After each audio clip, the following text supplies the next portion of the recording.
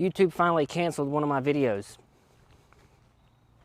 And it's good. I feel good. I feel like I've accomplished something right now. I feel like once they take a video down of yours talking about this stuff, it's because you said something way too accurate and they didn't like it. And then they want to take it down because we don't want any truth on here now, do we?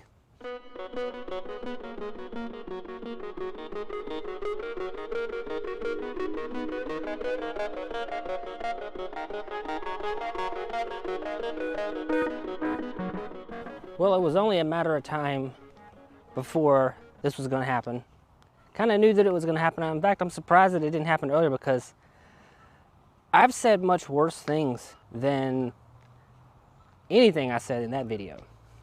It was taken down very quickly, which was weird. So it led me to believe that somebody probably hit the little three buttons and made a complaint about it or something. The video that got taken down, I have it up on Rumble. If you want to see it, I'll put the link in the description. So go there. I haven't really started uploading much there, and you can judge for yourself whether that video was hate speech or not. I don't think that it was. By far was not. So, but you be the judge.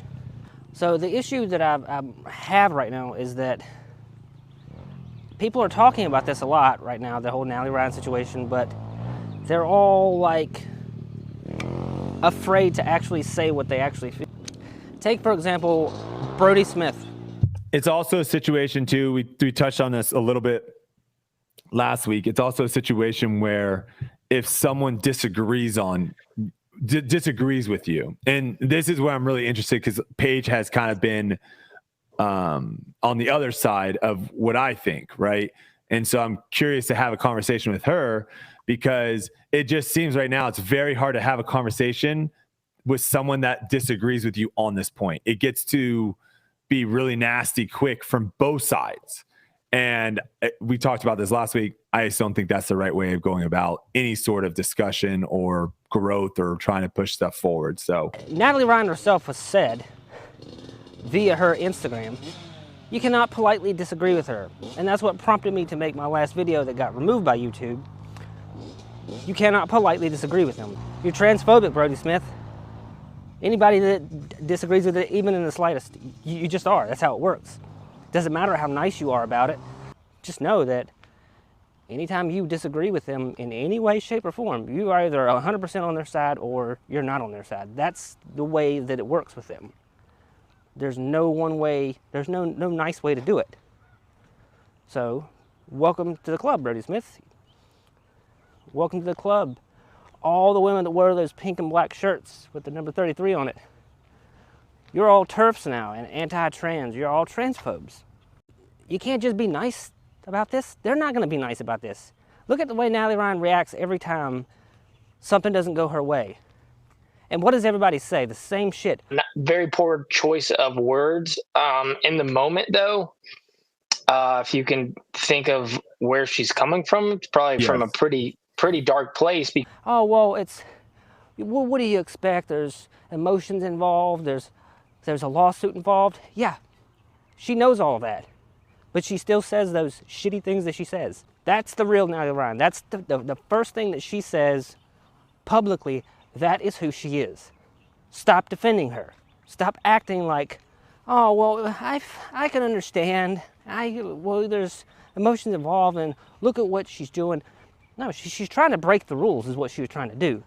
You're seeing the real Natalie Ryan in those moments. That person, she doesn't give a fuck about you, ladies.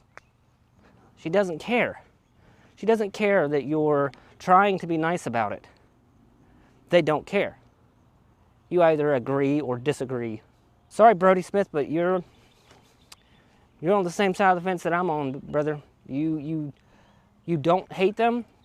You don't hate her. You disagree with the way things are going, and you're tippy-toeing around it. You're afraid to just come out and say it.